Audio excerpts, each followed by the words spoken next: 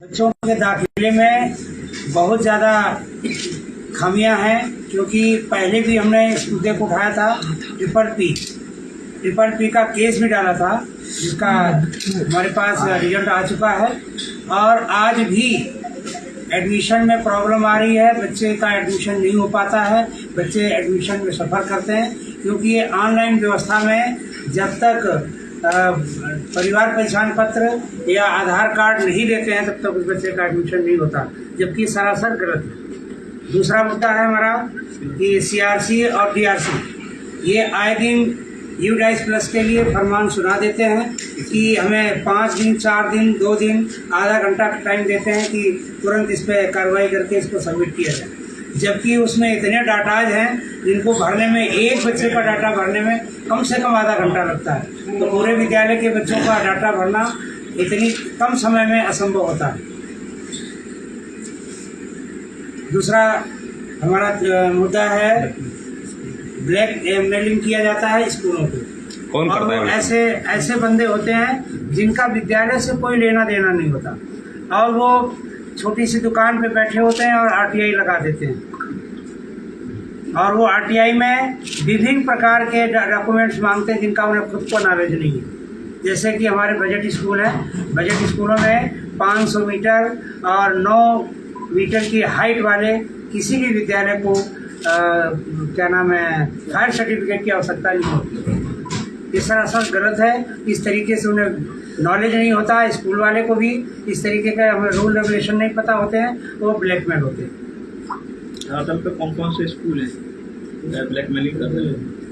बहुत से ऐसे विद्यालय हैं, जैसे हमारे नज़दीक में एक नौचेतना स्कूल है और उनके परिवार के ही हैं, और उनको जो है ब्लैकमेल कर रहे हैं। तो सर परिवार के कर रहे हैं, पत्रकार तो नहीं कर रहे? नहीं, पत्रकारों से कोई शिकायत नहीं। RTI एक्टिविस्ट कर रहे हैं, इसका मतलब जो RTI वाला सर RTI एक्टिविस्ट का करना और एक जनरल पर्सन का RTI फाइल करना, दोनों में अंतर होता है। RTI एक्टिविस्ट वो व्यक्ति है जो RTI के माध्यम से कुछ सच को उजागर करते हुए कोई ऐसा काम करे जिससे आम जन का भला हो, और एक व्यक्ति जो इस प्रकार से RTI लगाए, RTI लगाने के बाद उनके ऊपर प्रेशराइज करके उनसे अमाउंट की डिमांड करे, शायद वो मेरी नजर में RTI एक्टिविस्ट या सोशल एक्टिविस्ट नहीं होंगे। ना हम उन्हें पत्रकार कहेंगे, ना उन्हें हम RTI एक्टिविस्ट कहेंगे, ना हम उन्हें सोशल एक्टिविस्ट कहेंगे। जो लोग किसी को डरा धमका करके पैसे की डिमांड करे वो सीधा सीधा एक ब्लैकमेलर होगा। अभी हम पहले बात करेंगे डॉक्यूमेंट्स को लेकर के, क्योंकि काउंसिल ऑफ भारतीय स्कूल एजुकेशन पहले छात्रों के हित की बात करता है। एक मामला हमने कोर्ट में फाइल किया था, केस नंबर है उसका 952/2023। बहुत बार आपने देखा होगा, चाहे सरकारी स्कूल हो या प्राइवेट स्कूल हो, जब उसमें कोई छात्र दाखिला लेने जाता है तो उससे तमाम तरीके के दस्तावेज मांगे जाते हैं। जैसे आप अपना आधार कार्ड लेके आइए, आप अपना परिवार पहचान पत्र लेके आइए, आप ये डॉक्यूमेंट लेके आइए। तो उसको लेकर के एक जजमेंट आया था कोर्ट का, ये वो पेपर है, मैं आप लोगों को मेल पे भी शेयर कर दूंगा, जिसमें जो इनकी तरफ से डायरेक्टरेट ऑफ हरियाणा एजुकेशन की तरफ से जो पर्सन अपेयर हुए, उनका नाम है केशव दत्त, जो कि डिप्टी सुप्रिटेंडेंट है एजुकेशन डिपार्टमेंट के। उन्होंने एक रिटर्न स्टेटमेंट वहां पर दी थी। उन्होंने स्पष्ट किया था कि हमने एक लेटर इशू किया है, one letter has been issued whereby it is directed to all the schools that no student shall be declined to the admission in the absence of any of the documents।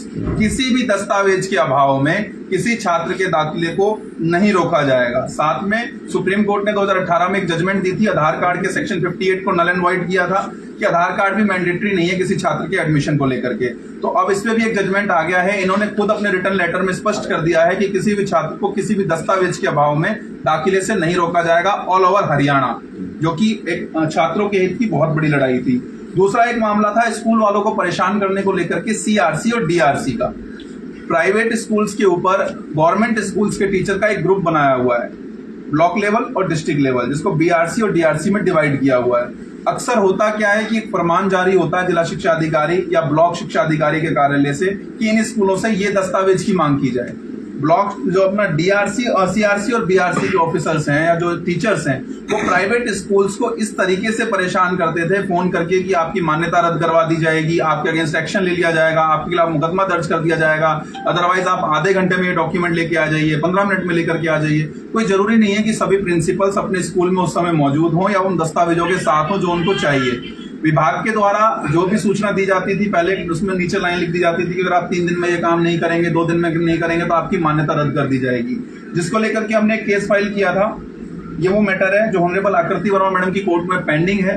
जब तक ये matter pending है, इसमें भी education department ने अपनी एक statement 6 अक्टूबर 2023 को दी थी, जिसमें उन्होंने स्पष्ट कर दिया था, the authorised representative of defendant has suffered a statement that the schools which do not want to file document through CRC and DRC, कि अब सीआरसी और डीआरसी को कोई दस्तावेज देने की आवश्यकता नहीं है। जो भी दस्तावेज होंगे वो सारे के सारे आप मुकेश कुमार को देंगे, जो कि क्लर्क है डीओ ऑफिस के।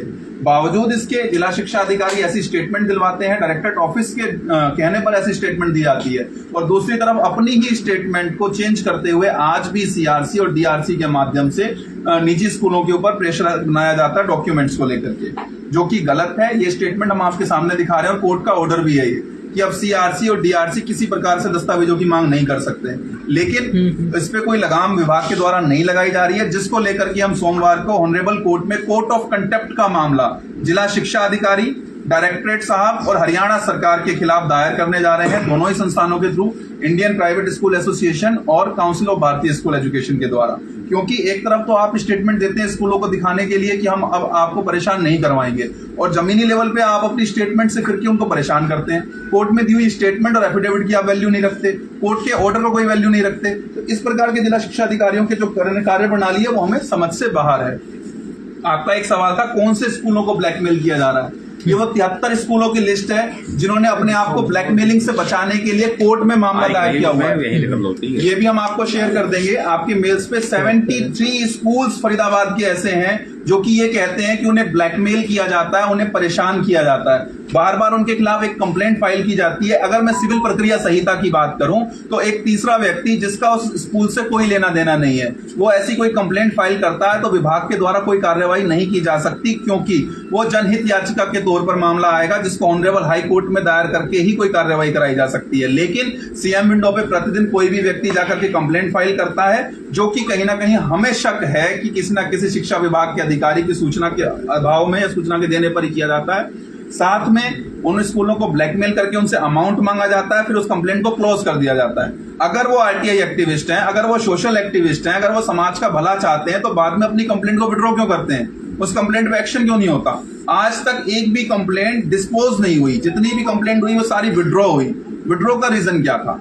अगर स्कूलों के पास दस्तावेज नहीं थे तो विभाग को कार्रवाई करनी चाहिए थी शिकायत के ऊपर, अगर दस्तावेज थे तो डिस्पोज ऑफ होना चाहिए था। लेकिन कंप्लेंट विड्रॉ का सीधा सा मतलब ये है कि अगर मैं समाज सेवा के हित में कोई कंप्लेंट फाइल कर रहा हूं तो मैं उसे विड्रॉ किस आधार पर कर रहा हूं। इसमें ऑनरेबल कोर्ट ने स्टे दिया कि इन 73 स्कूल्स के जो दस्तावेज हैं इसकी जांच अब कोर्ट करवा रहा है। ये कोर्ट का ऑर्डर है कि कोर्ट अथॉरिटी से अपने आप इन दस्तावेजों की जांच करा लेगा, तब तक इनके खिलाफ कोई भी कंप्लेंट, कोई भी आरटीआई कंसीडर ना की जाए जब तक इसकी विभागीय जांच नहीं हो जाती है। तब जाकर के इन 73 स्कूलों को राहत प्रदान हुई है। अब बात करते हैं कि अगर वो ब्लैकमेलर्स नहीं है तो इनसे कॉम्प्रोमाइज क्यों किया जाता है स्कूलों से? उन कंप्लेंटों को कॉम्प्रोमाइज करके क्लोज क्यों किया जाता है? कॉम्प्रोमाइज के लिए दबाव क्यों बनाया जाता है?